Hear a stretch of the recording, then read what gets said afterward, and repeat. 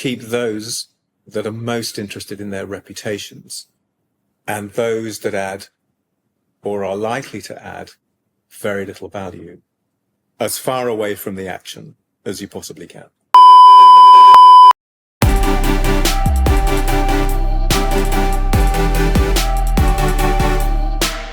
The Longest Day is a podcast from a female-founded destination practice that believes that crisis isn't an if, it's a when. We are an organisation unafraid of crisis, but have never known one to be resolved in a single day. However long the day or night that gave rise to the crisis in the first place, there's always something we can learn. I'm Leah, the founder and CEO of Broadstairs Consulting, a problem-solving consultancy offering crisis and governance advisory services to help leaders and organisations thrive and flourish. We operate in the gap between legal and public relations, at the coalface of difficult situations, believing that most crises are avoidable and the impact of inevitable ones usually can be mitigated. Our guests have overcome a litany of crises. Many of our guests have worked with us in some capacity in the past. All of them have stories worth hearing. We trust them to make this worth your while. We hope it helps you trust us. Today's guest is Richard Boath, a senior banker with 40 years of experience. He most recently spent 15 years at Barclays Investment Bank, and during his time there, became chairman of Financial Institutions, EMEA, and also co-headed Global Finance, EMEA. We can't wait to speak about Richard's career in banking and how he managed working within such different and at times challenging economic cycles. Richard is now retired from banking following his acquittal at the Old Bailey. Richard and I have worked together in the past, and he is one of my favourite people. Thank you for being willing to be interviewed, and welcome to The Longest Day. Thank you. So, Richard, I wonder if you might be able to describe your longest day. So I think it was the 30th of October 2008, which was the day on which Barclays Bank successfully raised approximately £7 billion in order to prevent the UK government from bailing out the bank. And the reason it was long was because it was the last in a series of exceptionally fraught days during October of 2008, following the recapitalisation of banks in the UK by Her Majesty's Treasury. Barclays had quite successfully persuaded the Treasury to give it some breathing space to raise money privately. And I had been one of a number of people working on that pretty much night and day. It wasn't entirely clear, certainly to me, that we were going to succeed in that effort.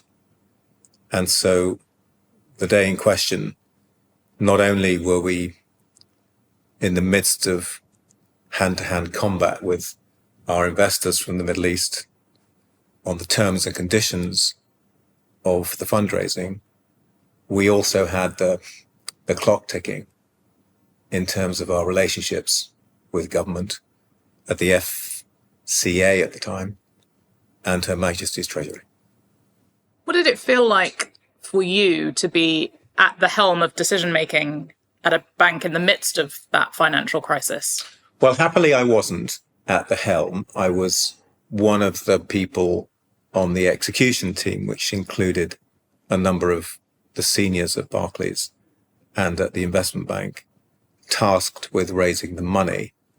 But I suppose I was on the bridge, so I had visibility of all of the external parties, both the regulators and investors and other stakeholders.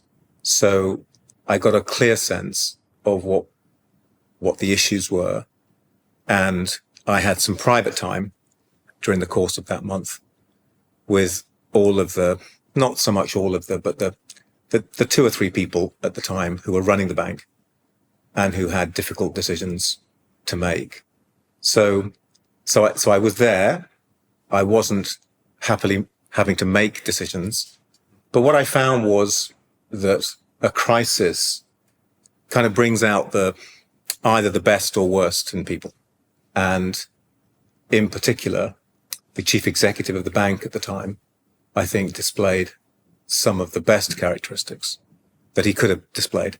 And there were some other people, perhaps, who were either not present for one reason or another, or who were present and didn't either have the experience or didn't have the resilience to see the project to its end. But happily, we did get there. And in the morning of the 31st of October, we did successfully sign documents that meant that the bank was able to go back to the FCA and Her Majesty's Treasury and say that we could survive without a bailout. And in the midst of all of that, there were some good decisions taken. And there were some decisions taken, perhaps with hindsight, that shouldn't have been taken. But then, in a period of enormous uncertainty, and when people are tired and the stakes are so very high, which there were, I think people can be forgiven commercially for doing things that perhaps, looking back, they might not have done. What were your key takeaways from the people that you worked with at that time? So my key takeaways were, the first thing is to ensure as much as possible is to keep those that are most interested in their reputations and those that add or are likely to add very little value as far away from the action as you possibly can. And in these days in which there is an enormous amount of pressure in the workplace to be inclusive, when it's really critical, you want to make sure that the people that are around it do not come with a personal agenda, and they're able to be creative, resilient, determined, and they have some experience that they can bring to bear. And I think we were quite fortunate in having a number of those types of people at the time. So the other thing is, in circumstances like that, you have to keep on reminding yourself, and this is a personal observation, who you are and where you came from. So that there's I was kind of thrust into a situation where I was surrounded by a few people who were more successful than I was, more senior than I was, and you had to, so there was this slight fear of being that imposter syndrome thing where you think, I really shouldn't be here because I'm not. And it's important to remember who you are and where you came from. And I think that's a good lesson generally as you grow, as you move through your career. And the other thing is, I got a real sense of what leadership is, and I read this recently in a book about GE actually. So, but it's an observation made by one of the people interviewed that leadership is a journey into the soul. It's all about digging deep to find. To establish, to find the resources that you need to lead at times of enormous stress are things, frankly, that you're going to find in your soul, or you're not. So my two takeaways from that whole episode was ensure the people in the room can add value, and make sure that you exclude the people that are going to come with either a personal agenda or one which is inconsistent with the mission. And the second thing is leadership is best displayed by those people that are able to reach into their soul and to pull from their soul the resources, the skills, the courage to lead. And I observed that in one or two people, and they were outstanding. That's hugely helpful. I'm very conscious that experience, whilst demanding a huge amount of personal resilience, is perhaps not the hardest thing you have had to experience I wonder if you might be able to tell us whether there have been any other standout crises that you've had to endure. I suppose my own personal crisis, which was in 2012, I'm going to say minding my own business. I was on the trading floor at Barclays Capital, and I got a call from somebody who introduced themselves as an enforcement officer at the FCA. And if you're a banker, you know what, well, you don't know what it means, but it's not a great call. And he told me to go into a room and call him back, which I did. And he informed me that I, along with a number of other people who'd worked on the transaction in 2008, was being placed under investigation. So that was June the 2nd, 2012. And obviously it's etched on my soul.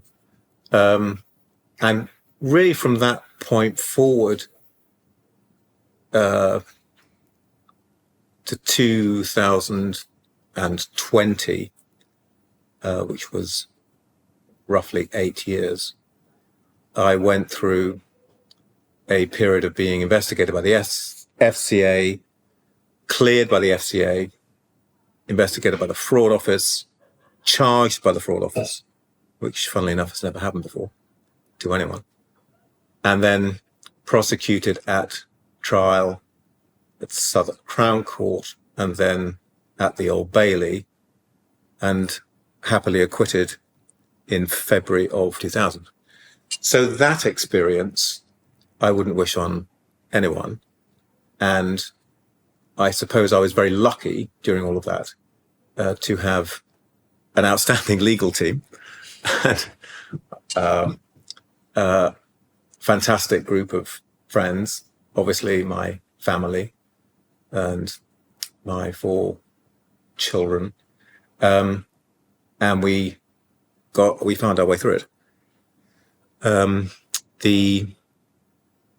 I think the most upsetting thing was the lengths that the fraud office went to invent a conspiracy against the defendants and others at the bank at the time, which was a total invention on every level, and not unlike the cases brought against defendants in the Tesco proceedings, in the Serco proceedings, and in others, ultimately failed because they were not based in fact or evidence or testimony.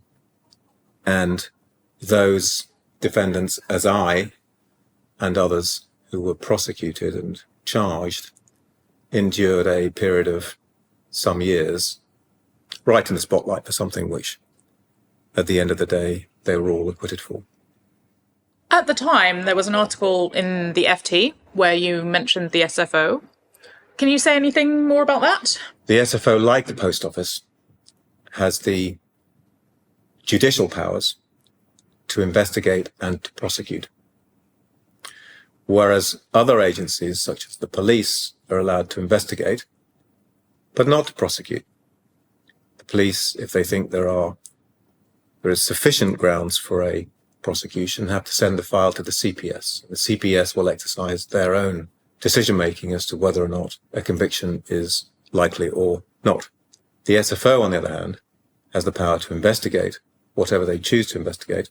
And once the investigation is complete, they make their own minds up as to whether or not they believe a conviction is likely or not. And as we have seen in the case of Barclays Bank, Serco, Tesco, Unioil, and others at court, the SFO's conviction about whether they will be successful or not has proven to be misplaced. So the SFO have, over the last decade or so, demonstrated, certainly I think to a number of people, that they should no longer be trusted to investigate and to prosecute. And frankly, it would be safer and probably more judicious if, as with the police and HMRC, once the investigation is complete, the file should be sent to the CPS for the CPS to decide whether or not a conviction is likely. As it happens, in 1986, when the Roskill report was published, Roskill, who had been appointed to lead the Fraud Agency Commission, recommended as one of over 100 recommendations, firstly, that an agency, a separate agency, should be set up to investigate complex fraud, which was set up and is the current SFO, with the powers to investigate and prosecute. His second recommendation was that a fraud commission should be set up to monitor whether the fraud agency, the SFO, exercised those powers judiciously. As it happens, the fraud commission was never set up. So there's never been any oversight. We'll be right back after this advert from our sponsor.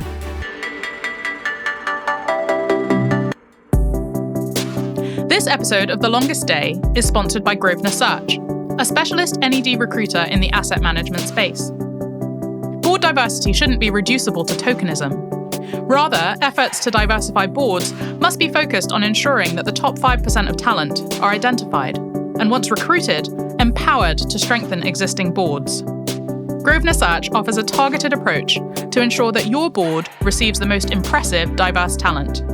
For more information, email info@grosvenorsearch.com. Let's get back to today's guest. I wonder what it was like for you to have made these observations and be on the receiving end of a feeling of injustice at the way the institution operates in the process of being investigated and ultimately acquitted. I think what the feeling I had was just how ridiculous the whole thing was, how much money had been spent, or government money had been spent on the case. We were in court 4 months at the Old Bailey. It took the jury 4 hours to acquit everyone. And I think, looking back on it, what really is unfortunate is that nobody seems to care. And I don't think it's not an important public issue. Who cares if some bankers have to go to court and sit there, or some executives from a big company? Nobody cares. But it's government money that's been spent. So in the case of Barclays, the SFO spent £30 million of government money.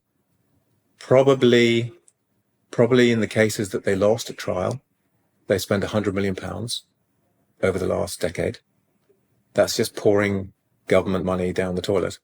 And people should be held accountable for that. I think there is a Treasury committee or a Justice committee in Parliament that interviews the SFO head from time to time. And I've watched a number of those. They don't do their research. They haven't really got any sense of what's really happening. It's just a sort of box ticking exercise.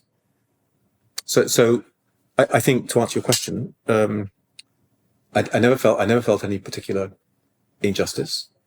I don't now. Although, funny enough, another one of the people caught up in it said to me the other day that he thought that I had taken the whole thing personally. And I kind of laughed and said, I'm not quite sure how else you're supposed to take it. But it was a difficult experience. What one piece of advice would you give to somebody sitting under investigation like you were? Don't catastrophize. So I found myself staring at the wall, believing that it was the end of the world. And it really wasn't. And even if I had been convicted, it really wasn't. So my advice is, don't catastrophize. Do something about it. And, if you're in that seat, do your own work. I did a huge amount of work on my case, and I know the others did. And I was very, very fortunate indeed, because the bank paid everybody's legal fees. So I had an enormous amount of support. But even if they're not paying the legal fees, whatever situation you do find yourself in, you need to invest your own time and energy in obtaining the evidence, making sure you have the evidence, making sure that you can build a case and that you know your case. In the end, I didn't testify in my own trial. And I didn't because I was the last to testify. And by then, frankly, we'd won the case. So it was pointless putting the case at risk for me to testify, particularly because most of the case was based on telephone recordings, and I was the only person to have telephone recordings. So I would have been cross-examined to death on those recordings. So I didn't testify. But by the time I came to trial, I was ready to testify, and getting myself into that state was 6 months of work. So if you're in that situation, you mustn't catastrophize, and you must focus on doing something about it. And the doing something about it is get to know your case. Because, by the way, you'll know your case way better than anybody at the SFO. A more light-hearted question to finish. We at Broadstairs Consulting are of the view that crisis invokes hunger. And so what we would like to know is, if you were living your longest day again, what would your food of choice be? Well, for breakfast, I would have some porridge, probably, because I know it's sustaining through the day. I would have something like fish, I think, for lunch with some rice. I'm only saying this because I like it. And you probably wouldn't find that because you're unlikely to be going to restaurants. So probably I'd have some sushi with some rice. And then if you get time for dinner or something to eat at night, I would probably have some chicken or some meat with some vegetables, probably.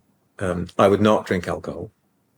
And funnily enough, I gave up alcohol as a consequence of this episode. So I haven't had any for 8 years now, which I found helpful on a number of levels, but certainly helped me going through this process. Richard, we have absolutely loved having you. So fascinating to hear more about your experiences. I've always personally enjoyed your insights on leadership, and that was why I was so keen to work with you. And I hope this will be helpful for many of our listeners, and I hope it provides a slightly different perspective on current events and things that we don't get to think about or talk about every day. And so I'm really glad that you could be here with us, and we hope you've enjoyed being interviewed on The Longest Day. My pleasure. Thank you.